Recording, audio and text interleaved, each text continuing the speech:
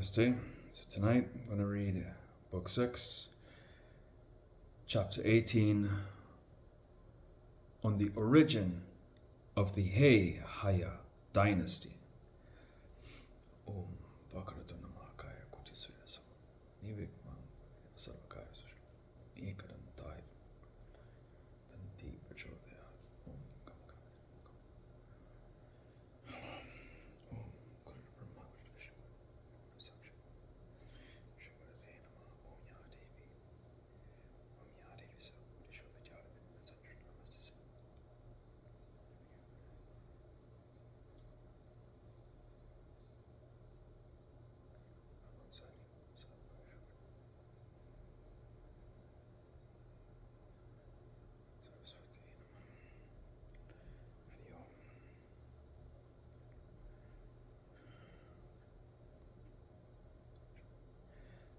That's it.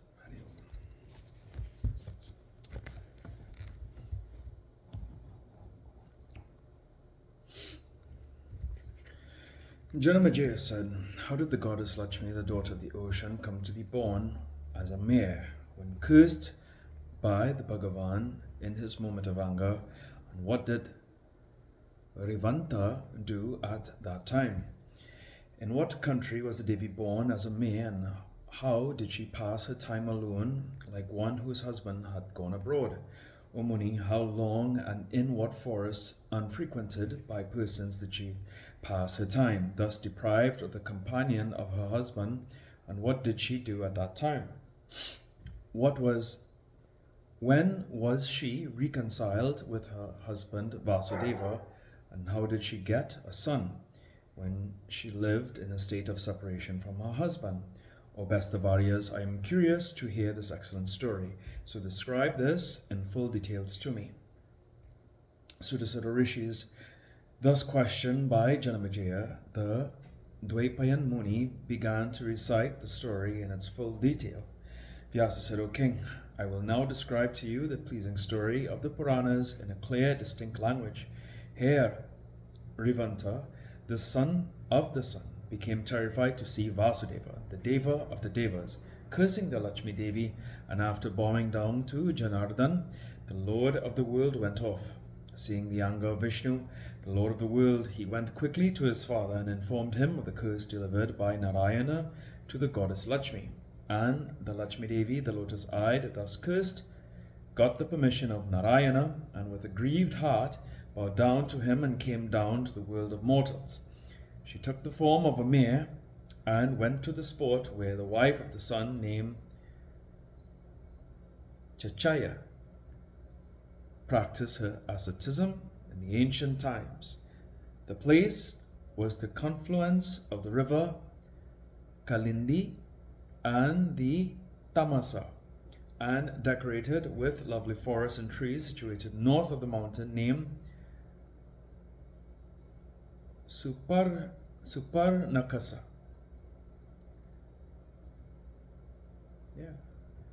Suparnakasa. Yielding all desires, there she meditated with her whole heart the auspicious Mahadeva Shankara, the giver of all desires. Thus, the Mahadeva is holding the Trishula, the trident, on his arms. His forehead is adorned with a beautiful cooling semi-moon. He has 5 faces, each face having 3 eyes. His throat is colored blue. He has 10 arms. His body is white like camphor. He wears a tiger's skin. His upper garment is of elephant skin, and snakes are his holy thread. He is holding the one half of the body of Gauri, and his neck is adorned with garlands of human skulls. The goddess Lakshmi, the daughter of the ocean, assuming the form of a mare, thus practiced severe asceticism in the place of pilgrimage. O king, when a feeling of intense passion, vairagyam, towards the worldly things, she spent the divine 1,000 years in the meditation of Mahadeva, the god of the gods. After the period, the highest lord Mahadeva, mounting on his bull, came there with his consort Parvati and appeared before the Lakshmi Devi, perceptible by his eyes. Appearing thus was his host of his own persons. He then spoke to Lakshmi, dear to Hari, now practicing asceticism in the form of a mare. O auspicious one, you are the mother of this whole universe, and your husband is the creator of this world and is capable to give all desires. Why are you then practicing asceticism when he is present? What is the cause of this? O Devi, why are you praising hymns to me instead of the Vasudeva Shri Hari, who is capable to yield enjoyments and final liberation? And who is the preserver and the Lord of this world? O Devi, work should be done according to the authority of the Vedas. It is stated in the Vedas that the husband is the Lord of a woman. Therefore, it is never advisable to fix one's minds entirely on another person. The eternal dharma of women is to serve their husbands, whether the husband be a saint or sinner. The woman, desirous of her welfare, should serve her husband in every way. O daughter of the ocean, your husband Narayana is fit to be served by all, and he is capable to yield all desires. When are you then worshipping me? Why are you then worshipping me? And leaving the Lord of the Goloka, the Deva of the Devas. Excuse. Lakshmi said, O Deva of the Devas, O seat of auspiciousness, I know that you are soon pleased with your servant. My husband has cursed me. O ocean of mercy, kindly save me from this curse. O Shambhu, when I informed my husband of my mental agonies graciously and mercifully, he then pointed out how I might be freed of this curse. Thus, O Kamali, when your son will be born, then you will be freed of this curse and will no doubt come back and live in this heaven of Vaikuntha. Thus spoken, I have come in this hermitage to make tapas and to worship thee, knowing that thou art the Bhagavan, the Lord of Bhavani, the Lord of all and the giver of all desires. O Lord of the Devas, how can I get a son without the intercourse of my husband? Though I am guiltless, my husband has forsaken me and is living in Vaikuntha. O Maheshvara, thou art doing good to all persons, and if thou art pleased with me, then grant me a boon. O Lord, I know full well that there is no distinction between him and thee. O Lord of Girija, this truth I have come to learn from my husband. O Hara, you are the same thing that he is, and what is he is the same as you. There is not the least doubt in this. O thou full of auspiciousness, recognizing the sameness without any distinction between him and thee, I am meditating on thee. Had it been otherwise, then I would certainly have been guilty when I take thy refuge and meditate on thee. Shankara said, O Devi, the daughter of the ocean, tell truly before me how you have been able to realize the identity between him and me. The Devas, Munis, and the Maharishis, versed in the Vedas, get their understandings baffled by wrong argumentations and never realize the identity without any difference between us. Almost anywhere you will perceive that many of my devotees blame me, especially in this Kali Yuga. Due to the influence of time, this happens to a very great extent in many cases. O auspicious one, let that go, how you have come to know this matter, which is difficult even for the liberal-minded persons to comprehend. Know that this perception of the identity between me and Hari is very rare. Vyasa said, O king, when Mahadeva asked thus, with great pleasure, the Devi Kamala, the darling of Hari, gladly replied the essence of the matter to Mahadeva.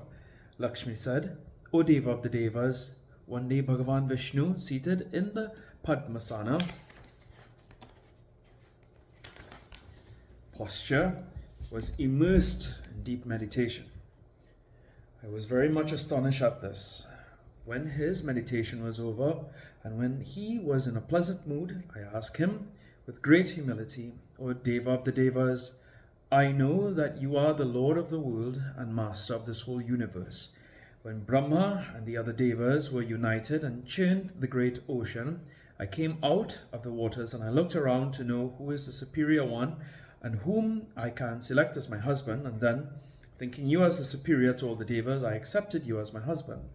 Now whose meditation you are doing again? Now whose meditation you are doing again? A great doubt has thus occurred in my mind. O Lord, you are my most beloved. Now disclose to me your innermost desire and thought. Vishnu said, O beloved, hear now whom I am meditating. I am meditating in the lotus of my heart. Sorry.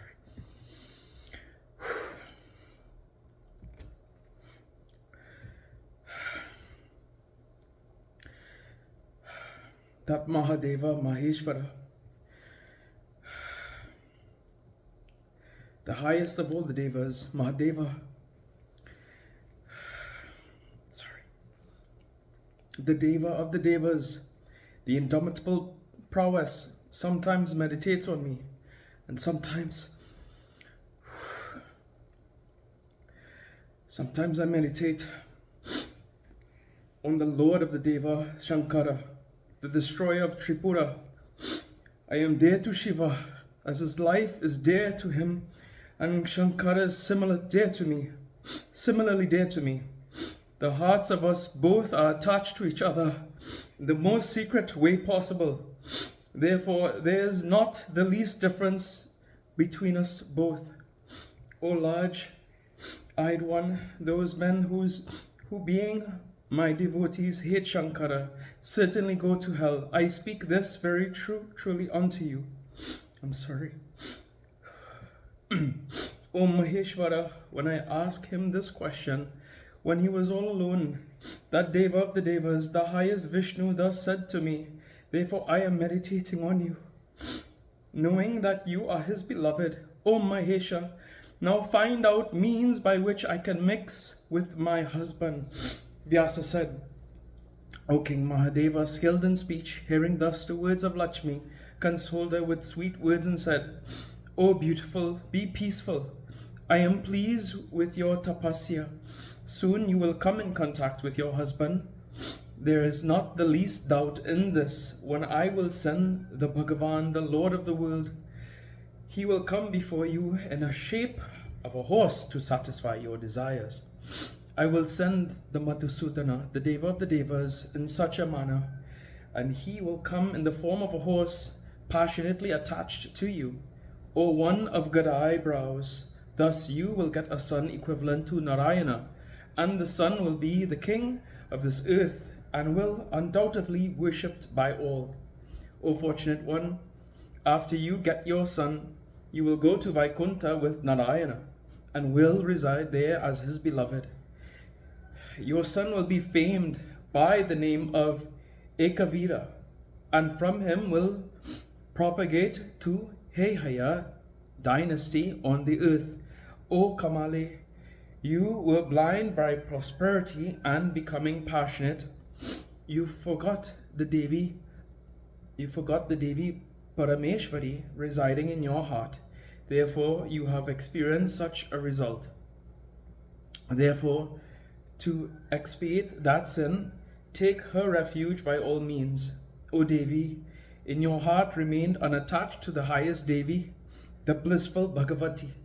Your heart would never have got attached to the Uchesrava horse. Vyasa said, O king, thus granting boons to Lakshmi Devi, he with his consort Uma vanished away in her presence. Kamala Devi, lovely in all respects, whose toenails are always rubbed by the gems on the coronets of the Devas, began to meditate on the lotus feet of Ambika and in expectation of his beloved Hari, in the shape of a horse, praised and chanted hymns frequently to the highest goddess in words choked with feelings of intense love. Here ends the 18th chapter of the 6th book on the origin of the Hehaya dynasty in the Mahapuranam Srimad Devi Bhagavatam of 18,000 verses by Maharishi Vedvyasa. Om Jayanti Mangala Kali Bhadra Kali Kapali Durga Kashima Shivadatri Swaha Swatha Namaste. Om Toyo Mata Shapita Tumeo Toyo Bandusha Chasaka Tumeo Vidya Dravyam Tumeo Toyo Sadavam Mamadeva Deva. I'm sorry for all the emotions, everyone. Sometimes I have a difficulty controlling my bhakti. And I've always been fascinated with the love Lord Shiva has with Lord Vishnu, and with Lord Vishnu has with Lord Shiva. That love goes with Lord Raman and Lord Hanuman, and it's something that always moves me. The love Lord Vishnu has with Mother Lakshmi, the love Lord Shiva has with Parvati Mata, that Shakti energy, it's something that it's really, really moving to me, and sometimes it really shakes up my emotions, and so I apologize if if my emotions got interfered with my reading. I hope you were still able to understand. Namaste.